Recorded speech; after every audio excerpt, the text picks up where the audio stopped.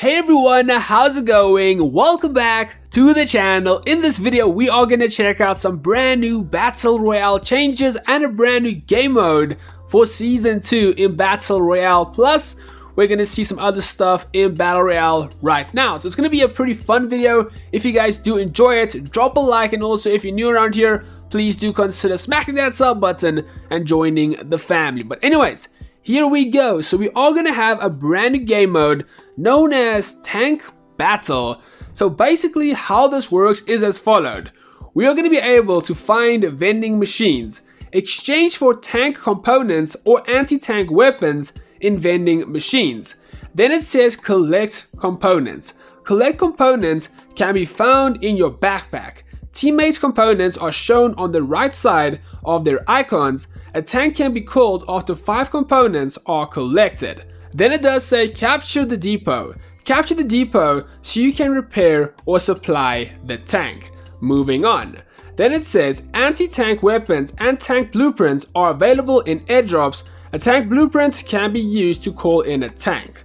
Also, welding gun. A welding gun can be used for tank and depot repair. Moving on, teamwork, use tank and anti-tank weapons to eliminate enemies. So it doesn't sound too complicated. Let me show you guys how this all actually does take place. Firstly, you guys are going to see these small little purple, so to say, dots on the minimap. What you want to do is go to them, and these are going to be the vending machines. Over here you can select 3 different tank components, and you guys will see you are going to have multiple choices of the same thing, and all of them do actually have like different uses, and they have different strengths and weaknesses. So I guess eventually down the line you are going to find what you like the most. Also, at these vending machines, you can actually select some other items as well, like the welding gun, anti-tank, proximity mine, as well as a delay bomb. Stuff like that is also available at these vending machines, but you can only select 3 things at each vending machine,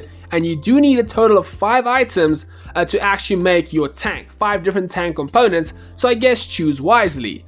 Now, so once you have chosen 3 items at one vending machine, you have to go to the next one to get your remaining tank parts.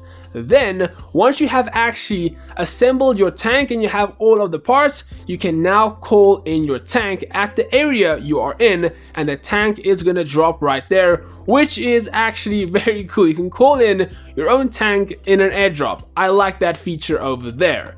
Now what you have to do from this point on, it's kind of confusing because you don't have to do this, but it tells you to do this. You want to go to these areas, which you guys can see on the map marked like this, and once you get here, what you do is you actually capture the depot, and once you're in here, you're able to like repair your tank if it is damaged, as well as you can also get back your ammo. You can refill your ammo supply if you have actually shot your tank. So it's pretty cool.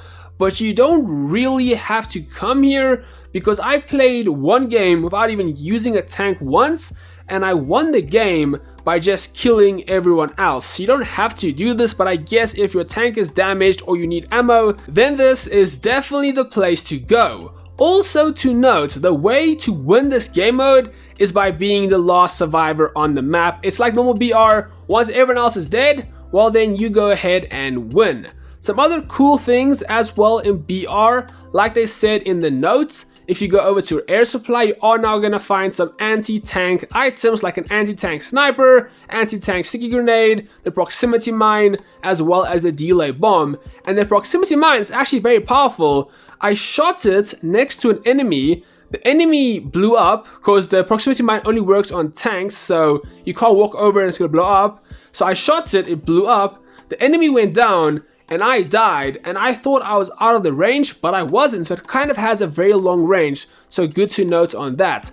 The welding machine is used to repair your tank, but I found out you can actually kill enemies as well. Is it useful?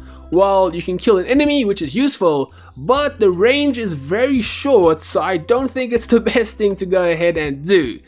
Also, I was able to use the brand new BR class in the game, the Spotter, and I actually have some mixed feelings about this class. Like, I don't think it's the best. It's also good, but it's also not great from what I've seen so far in the beta. Again, it is just a beta.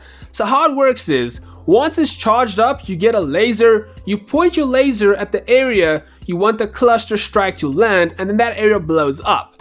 So once the plane flies over and the initial blast happens, after the initial blast, more cluster grenades actually pop out and they continue blowing up as well, which is quite nice because it does actually have quite a wide range. Like the first time I used it, I completely missed the target, but he still blew up, so it does have quite a nice range, which is good to know. But also, an enemy used it on me, and I found it very, very easy to escape. Obviously, we were on a mountain in the situation over here. I'm guessing if you're more in a close quarters area, like you can't move, you'll have like buildings around you, there's no entry into a building, well then escaping is going to be a lot more difficult. But over here in the open area, I found no issue to go ahead and escape. But if it does hit you directly, you are dead on the spot. Also, if you're just in a radius and it blows you up, you're dead. So it is very powerful, and I do think it can be very useful. For example, if there's an enemy team holding a spot, you drop this over there, they're definitely gonna have to move. If they don't move, they die. Well, while they're moving, you can advance them and kill them with your guns. So it's definitely a good class, I believe. I think it's going to be a good one to use. Obviously, this was just in the beta, can't test it out too well. Excited to see what it does have to offer when it does come to the game. However, it's powerful on people, but I did test it out on a tank, and the tank took like no damage whatsoever. And it took like every single blast, it shot up in the sky, I got in, and it went down by very, very little. So on vehicles, it's not looking too good. On actual enemies, it's gonna kill them very easily, but I found escaping quite easily as well. But these are just my first impressions. I'm gonna try everything out again and see what else these items do have to offer. Now, also to note, the brand new gun, the SPR-208, the marksman rifle, as well as the brand new AR, being the ASVAL, are also available in BR. And the SPR surprised me quite a bit. It can really kill at a long distance for a marksman rifle. Like, I hit this enemy over here, I couldn't even see him anymore. I'm guessing it was a headshot, but he died. With a marksman rifle, no sight at this range? That's very, very impressive for a marksman rifle, so nice knowing that.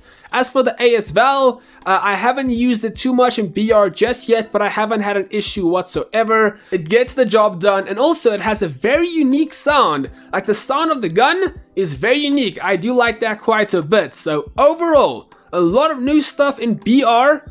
I'm excited. I like the game mode. I will say in the beta it dragged on for a long time because of the lack of real players, but I am excited for it to come to global. But otherwise, that's going to be all for the video, guys. Let me know what you guys think of all these Battle Royale changes. Are you excited or not?